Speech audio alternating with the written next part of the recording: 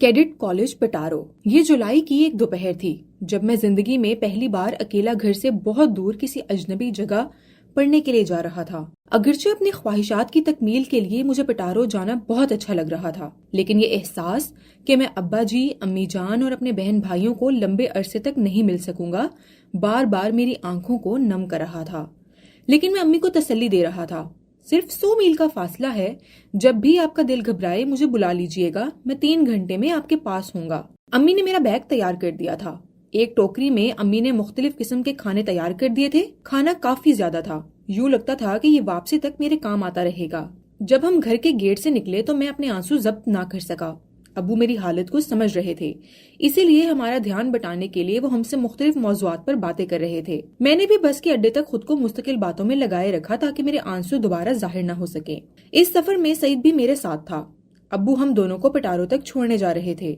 मैं तो फिर खुद पर जब्त कर रहा था, लेकिन सईद की आंखें बार बार दूरी के तस्वुर से भर आती।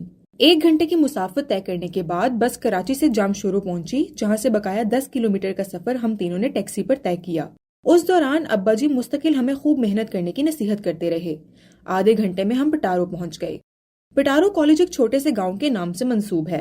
इसके चारों तरफ छोटी छोटी बस्तियां, रेगुजार और जंगल हैं। अगर आप कभी हवाई जहाज से या ग्लाइडर से पटारो का जायजा लें तो आपको रेगिस्तान में सरसब्ज दरख्तों का एक झुरमट नजर आता है। यही पटारो कैडेट कॉलेज है। कॉलेज के लिए इस जगह का तयन करने की एक वजह यह थी कि यहाँ एक फौजी हवाई अड्डा था, और दूसरी वजह यह थी कि दरियाए सिंध पटारो के बिल्कुल करीब बहता है, जिसकी वजह से ये रेगिस्तानी इलाका पानी की दौलत से माला माल है।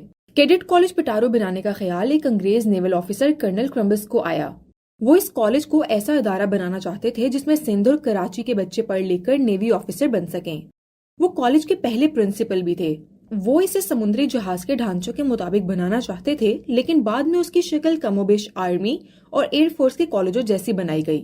जामशोरो से पटारो तकरीबन 10 किलोमीटर के फासले पर है, और ये सड़क आगे सहवन शरीफ से होती हुई बलूचिस्तान की तरफ जाती है। इस सड़क पर ज्यादातर आमदोरफ्त ट्रकों और बैलगाड़ियों की होती थी, लेकिन कभी कभार बसें भी नजर आती थीं।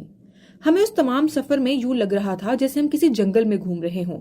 फिर अचानक ऊंचे, लंबे और घने दरख्त आना शुरू हुए, और उनसे आगे पटारो कॉलेज का खूबसूरत गेट था, जिस पर तलवारों के निशान हर गुजरने वाले की तवज्जो अपनी तरफ मबजूल करवाते थे। Taxi Aahista Aahista assembly hall के सामने रुकी, जहां खूबसूरत यूनिफॉर्म में मलबूस ड्यूटी कैडेट हमें खुशामदीद कहने के लिए मौजूद थे। हमें आधे घंटे तक वालिदैन से मिलने और खुदा हाफिज कहने की इजाजत दी गई। उस आधे घंटे में अब्बा जी जितनी भी नसीहतें कर सकते थे उन्होंने की, और वे एक मुस्कुराहट के साथ हमें अलविदा कहकर चले गए। उसके बाद हमें हॉस्टल में हमारे कमरे दिखाए गए। एक एक कमरे में 3 दिन कैडेट की रिहाइश का इंतजाम किया गया था। मुझे जिनाह हाउस और सईद को लियाकत हाउस अलॉट किया गया। कैडेट कॉलेज में रिहाइश के लिए 6 खूबसूरत हॉस्टल थे। दरमियान में फुटबॉल ग्राउंड, एक तरफ मेस और दूसरी तरफ पवेलियन और स्विमिंग पूल थे। अहाते से बाहर आए तो एक तरफ क्रिकेट और हॉकी के ग्राउंड और दूसरी तरफ एकेडमिक ब्लॉक था। एकेडमिक ब्लॉक बिल्कुल आर्मी स्टाइल पर बना हुआ था। उसके एक तरफ कॉलेज के असातिज़ा की रिहाइश गाहें थी। कॉलेज के अपने रेलवे स्टेशन और बस स्टॉप थे। कॉलेज के बिल्कुल करीब दरियाए सिंध गुजरता था, और हम उसे अपना ही दरिया समझते थे क्योंकि वहाँ हमारी कश्तियाँ चलती थीं। उसके साथ एक एयरफील्ड भी थी, जिस पर कभी कभार कोई फौजी तैयारा या हेलीकॉप्टर उतरता था, वरना आम हालात में हम वहाँ घोड़े दौड़ाते रहते थे। कॉलेज में एक से एक उम्दा नस्ल के घोड़े थे, जिनके नाम फ्लाइंग हॉर्स, अनारकली और चंपाकली वगैरह थे। हमारे जमाने में कॉलेज के प्रिंसिपल कमांडर फिरोज शाह थे। वो इतने खुश लिबास थे और उनके पास इतने ज्यादा सूट थे कि जो सूट एक दफा पहन लेते फिर उसकी बारी कई महीनों के बाद आती थी, इसलिए उनका हर सूट नया सूट लगा करता था। उनकी खुशगुफ्तारी और खुश मिजाजी की वजह से तालिब इल्म उन्हें बहुत पसंद करते थे। इसी तरह अजीम साहब हमारे वाइस प्रिंसिपल थे। वो आम तौर से अपने लिबास पर कम तवज्जो देते थे, लेकिन बला के ज़हीन थे। वो हमें अंग्रेजी पढ़ाया करते थे। पीटीवी के एमडी जनाब अख्तर वकार अजीम साहब और जनाब अतहर वकार अजीम साहब आप ही के भांजे हैं। शाम के 7 बज गए थे। उस वक्त तक हम अपने कपड़े और सामान ड्यूटी कैडेट की बताई हुई हदायत के मुताबिक सेट कर चुके थे। इसके बाद मेस में खाने का बुलावा आ गया। पटारो में डिनर से पहले 2 घंटियां बजा करती थीं। पहली घंटी इस बात का इशारा होती थी कि तमाम कैडेट्स कमरों से मेस की तरफ रवाना हो जाएं, और 5 मिनट के बाद दूसरी घंटी का मतलब होता था कि अब सब कैडेट्स मेस में दाखिल हो जाएं। मुझे याद है कि उस दिन जब सारे कैडेट्स अपनी कुर्सियों के पीछे खड़े हो गए तो 3 बार ऑर्डर ऑर्डर कहा गया। उस आवाज के सुनते ही मेस में बिल्कुल खामोशी छा गई। उसके बाद हेड बॉय ने अपनी भारी आवाज में अनाउंस किया, जेंटलमैन बिस्मिल्लाह। اور یوں کرسیاں گھسیٹنے کی آواز سے پورا میس گونج اٹھا اور اس کے بعد کیڈٹس نے کھانا کھانا شروع کر دیا۔ ایسا ماحول میں نے پہلے کبھی نہیں دیکھا تھا۔ میس کا کھانا کافی ذائقے دار تھا، لیکن اکثر نئے بچوں نے کھانا کھایا تو کم کھایا یا بالکل نہیں کھایا۔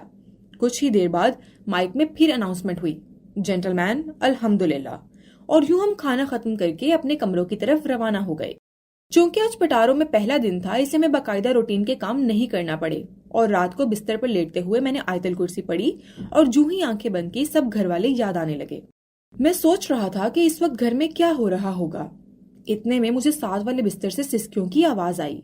تھوڑی دیر تک میں یہ آواز غور سے سنتا رہا جو مستقل بڑھ رہی تھی۔ میں نے لائٹ جلائی تو دیکھا کہ میرے دونوں روم میٹ رو رہے ہیں۔